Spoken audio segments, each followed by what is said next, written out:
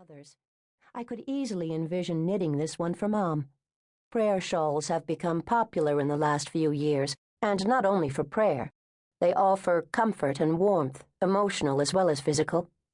I'd received several inquiries about them and thought perhaps one of these shawls would make for an interesting class.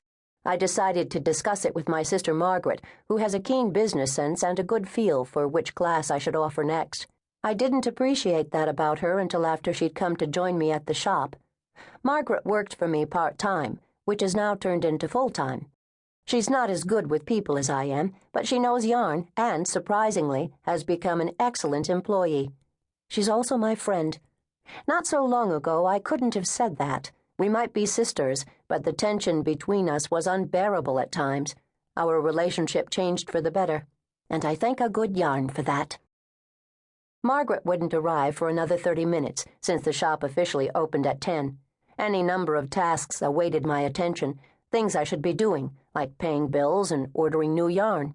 Instead, I sat at my desk with my teacup between my hands. I felt so incredibly blessed. Needless to say, I didn't always feel this tranquil. When I was in my early 20s, a second bout of cancer struck with a viciousness that had me reeling.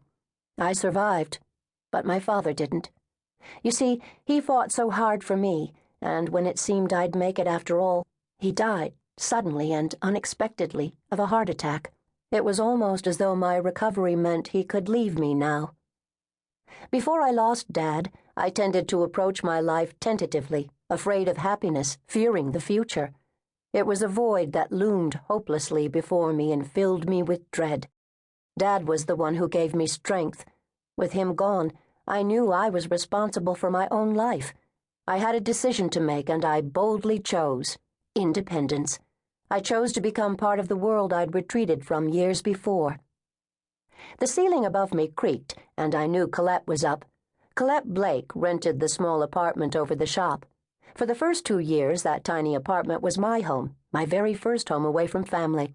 After I married Brad, I wasn't quite sure what to do with the apartment. It stood empty for a while. Then I met Colette, and I'd known instantly that she'd be the perfect tenant. The apartment would console her, give her a place to regain her emotional balance. A bonus, for me, is that she looks after Whiskers on my days off. My cat is a much-loved feature in my store, which he considers his home. I've had customers stop by just to visit him. He often sleeps in the front window, curling up in the afternoon sun. Whiskers generates lots of comments and smiles. Pets have a way of connecting people to life's uncomplicated joys. Colette reminds me of myself 3 years ago, when I first opened the store. I met her shortly before Christmas, when Susannah Nelson, who owns the flower shop next door, brought her over to meet me. It wasn't cancer that shook her world, though. It was death. Colette is a 31-year-old widow. Her husband, Derek, a Seattle policeman, died a little over a year ago. When I mention that, people usually assume Derek was killed in the line of duty. Not so. Following a Seattle downpour, he climbed on the roof to repair a leak. No one knows exactly how it happened, but apparently Derek slipped and fell. He died 2 days later of massive head injuries. In the weeks since she'd moved here, Colette had only referred to the accident once, as if even talking about her husband was difficult.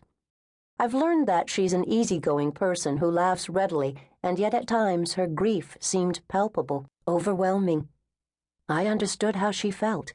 I remembered all too well that sense of anguish, that terror of what might happen tomorrow or the next day. Colette approached life fearfully, just the way I once did. I longed to reassure her, and I hoped my friendship provided some pleasure and solace.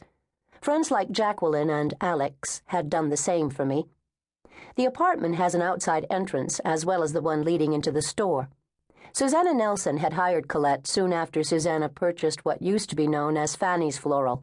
Colette's mother once owned a flower shop, and Colette had worked there as a high school student. Her house sold practically the day it was listed, and Colette needed to move quickly. My tiny apartment was vacant, so we struck a deal. I assumed she wouldn't be there long. Most of her belongings were in storage, and she was taking the next few months to decide where she'd live and what she'd do. The stairs creaked as she ventured down. Since Colette became my tenant, we sometimes shared a pot of tea in the morning.